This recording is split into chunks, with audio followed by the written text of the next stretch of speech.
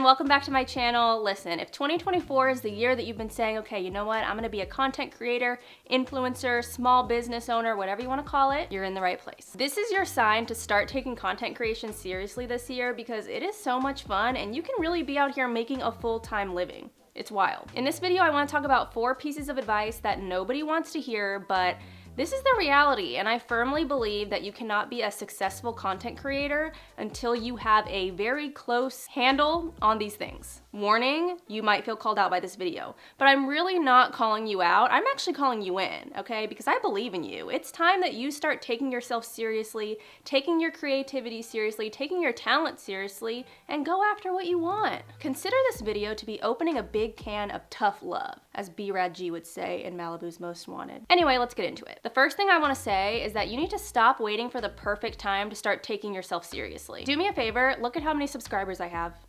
Go to my Instagram, look how many followers are on there. I have a very small community online and I'm doing this full time, and if I can do it, you can definitely do it. You don't need 100,000 followers or even 10,000 followers to start taking this seriously. You can make a full-time living on social media, whether you're creating content for your own platforms or making content for brands to use as ads. So if you've been using any of the following excuses, let's go ahead and consider those invalid. I don't have enough followers. I don't have high enough engagement. I don't have enough experience. If you place your willingness to go for things on external factors like follower count, engagement rate, what people in your real life think of you, which we will definitely get into that, you're never gonna get there. Being a content creator, you're a freelancer, you're a contractor, and that requires taking a big, brave leap and betting on yourself. If you keep waiting around for the perfect time to start taking yourself seriously, you're never gonna take yourself seriously because there really is no perfect time. And please don't get it twisted, because I'm not recommending you quit your 6-figure job to do social media when you're making $0 and have no money saved, okay? That's not very smart. We're not talking about that. What I am recommending is taking yourself seriously now and building that foundation so that when it makes practical sense in your life, you will feel prepared and excited to take that leap. So whether you have 200 followers or 2,000 followers or 20,000 followers, you can start taking it seriously now. And what I mean by that is come up with an actual social media strategy. Like, treat it like it's a job. Make a schedule for yourself. So on Saturdays when I'm not working, I'm gonna batch film all my content. On Sundays, I'm going to prep my pitch emails and schedule them to go out on Tuesday. On my lunch break throughout the week, I'm gonna post. Best believe that when I was working in corporate and I was going into an office every day, I was using my off time to prep my content so that I wouldn't be stressed about it during the week when I was at work. And also best believe I was sitting outside the Baja Fresh on my lunch break doing my posts. Or the Jamba Juice, Chipotle. Basically, my point is that you gotta take it seriously and you gotta treat it like a job. The sooner you do that, the sooner you start getting clients and making money and building your community, whatever size it may be. My second piece of advice, you need to get over your fear of being seen trying and being seen failing. One of the things that really got to me when I first started posting was this fear that everyone in my life would think I was cringe. And I was actually pretty lucky because my family's always been really supportive and understanding, and a lot of my friends actually work in social media, so they totally got it. I was more concerned about my acquaintances, okay? The friends from college, the co-workers, people like that. I was so afraid that they were gonna judge me for acting like an influencer with only 500 followers.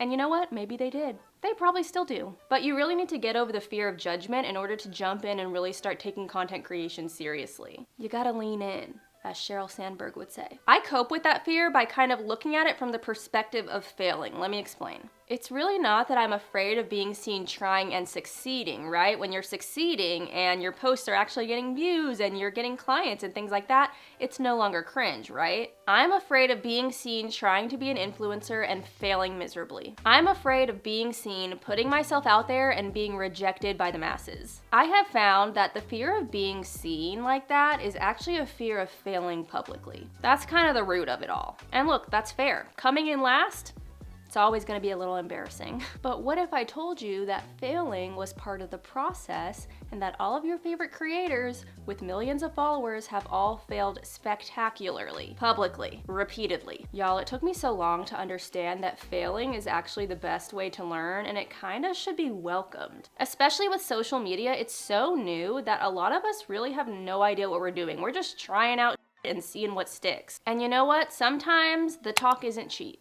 And it just is what it is, and you fail. A lot of the time, it's gonna take being completely screwed over by a brand to start reading your contracts more thoroughly. Sometimes it takes posting a piece of content and having a bunch of people in your comments being like, girl, what the hell is this? For you to understand that that kind of content is not really resonating with your audience. But let me tell you this. It works the other way too. As you're failing and making mistakes, you're also gonna be trying new things and finding out that they work. You're gonna post a skincare video using a brand that doesn't know you exist, and another skincare brand is gonna see that video and message you and be like, hey, we wanna pay you to make a video just like that one, but with our product. Are you down? That has actually happened to me. Or sometimes you'll post a brand that has no idea you exist, and on the 5th time, they finally see your post and wanna work with you. I get that people seeing you fail or people seeing you try something that's out of the norm is a little cringe and embarrassing, but I promise you, every single person who is creating content has had to move past that eventually. Think of the being seen trying time as a period that you're gonna look back on when you've reached your goals, when you're living your best life, and you're gonna be like, damn, I really worked really hard to get to where I am today. And it was all worth it. Push through. In the grand scheme of things, this embarrassing phase is just a blip on the radar. So make your content, send your pitches, learn as much as you can, and you'll get past that feeling, I promise. The next piece of advice I want to talk about, this is the one that really irked me when people used to say this to me. You need to learn how to be your authentic self online. To me, that is such a nebulous, stupid piece of advice. Like, it's really hard to conceptualize that until you're actually doing it. I was always like, what do you mean? I am being myself. No, I wasn't. I started back in 2018, and back then, if you remember, everything was about being aesthetically pleasing and perfect and just really setting the vibe. And now we're in 2024, and it is abundantly clear that everyone is over that. Everyone is over the fakeness of social media and seeing everybody on here just pretending to be something that we're not. So what does it actually mean to be your authentic self online?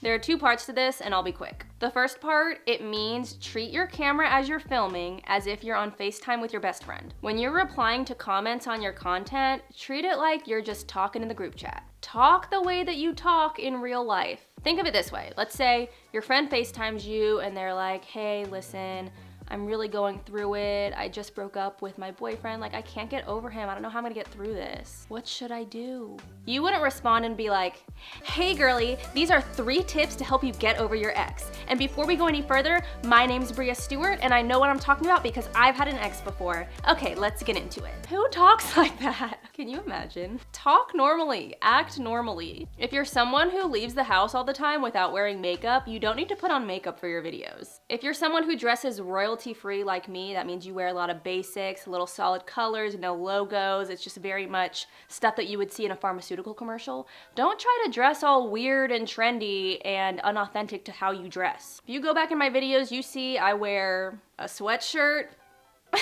sweatpants. I don't care. I'm in my bed. It's not that deep. And this brings me to my next point. I feel like we all think that our lives are boring and we have nothing interesting to offer, and that is just categorically false. There are aspects of who you are that are interesting to people, that people relate to, that people want to know more about. There are skills that you have that a lot of other people don't. Maybe you live in LA and you've lived here your whole life and it's kind of boring. You're like, whatever, this isn't interesting. But Sue in Mississippi would love to see you skateboarding around downtown LA and going to all the cool restaurants and events down there. You think that your kitchen is not aesthetically pleasing enough to post videos even though you're an amazing cook, but Kelly from St. Paul is sick of seeing the overly curated, white cabinet, stainless steel kitchen look and would love to see a real person cooking good food in their real kitchen. Do you see what I'm getting at? Like, we all have something unique to offer by virtue of being ourselves. You're gonna be able to find your place online and avoid getting burnt out if you just act like yourself from the jump. So think about what you do on a daily basis. What do you and your friends talk about?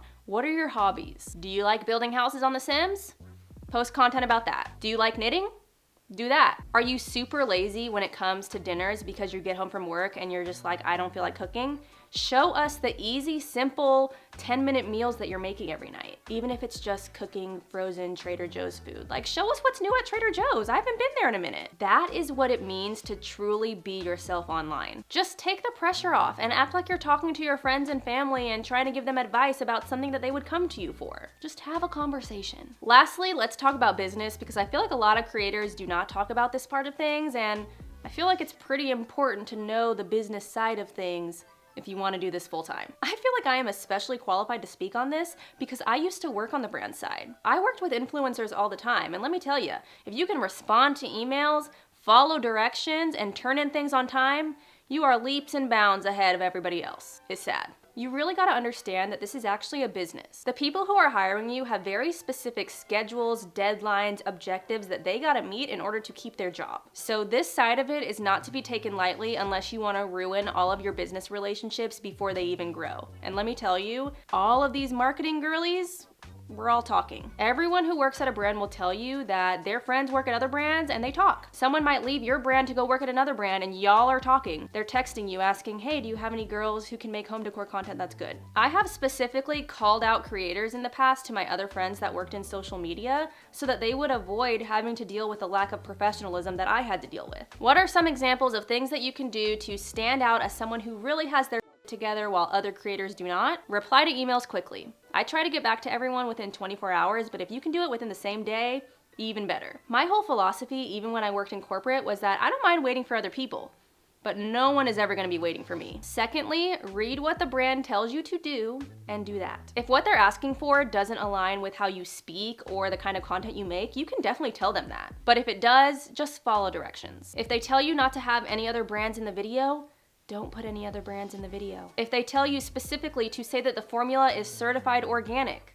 use the words certified organic. It's probably legal that's making them use that wording. And once you film everything, turn it in on time. This really irked me when I worked in corporate because I'm a social media manager. I have a specific content calendar that I gotta stick to. And so when you turn in something late, you're throwing off my calendar and then on Tuesday I have nothing to post. It's very, very frustrating. So turn your stuff in on time. If you haven't worked in corporate and you're not familiar with email etiquette, familiarize yourself. You open the email with, hi, insert name here, comma. You use correct spelling and grammar. You don't type it out like it's a text message. I feel stupid even saying these things, but I swear people do that. So if this sounds stupid to you and you're like, of course I know how to write an email, I would never turn in something late, I can definitely follow directions, great. You're gonna do great. The brands are gonna love you. The brutally honest truth is that even if you make amazing content, brands are not gonna work with you again if you're a pain in the ass. So just be professional. I feel like I've said this 50 times, but treat this like a job in all aspects. And just be respectful of other people and their time and their money.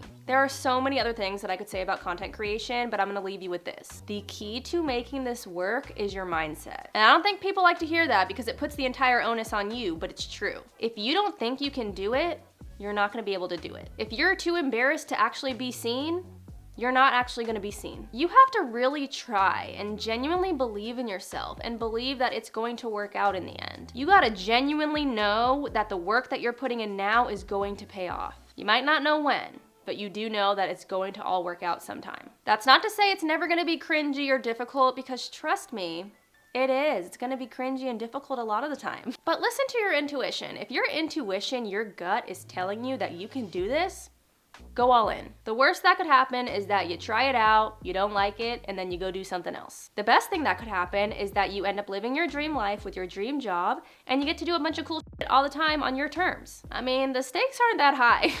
There's not that much to lose. Maybe your time, your weekends. You might lose a few weekends. Maybe your dignity a little bit. But other than that, what you gain is so much bigger than what you could possibly lose. So I hope that this video encourages you to just go all in. If this is something that you've been thinking about, you gotta go for it. You gotta believe in yourself. You are absolutely capable. You can absolutely do it. I'm telling you right now, I'm speaking from experience, okay? I thought that I could never do it, and I'm actually doing it now, and I'm like, oh my God, damn. People really can do this. Like, I'm one of the people that can do this, and you are too. If you wanna see more content about being freelance, being a content creator, that kind of stuff, I do post a lot of vlogs and things like that, but let me know if you have any specific questions. And I'll definitely get back to you if it's like a quick one, or I can make a whole nother video. And if you're interested in mindset work, psychology, manifesting, the law of attraction, I got a whole playlist on that too. So make sure you're subscribed and go check that out. And I will see you in my video next weekend. Bye!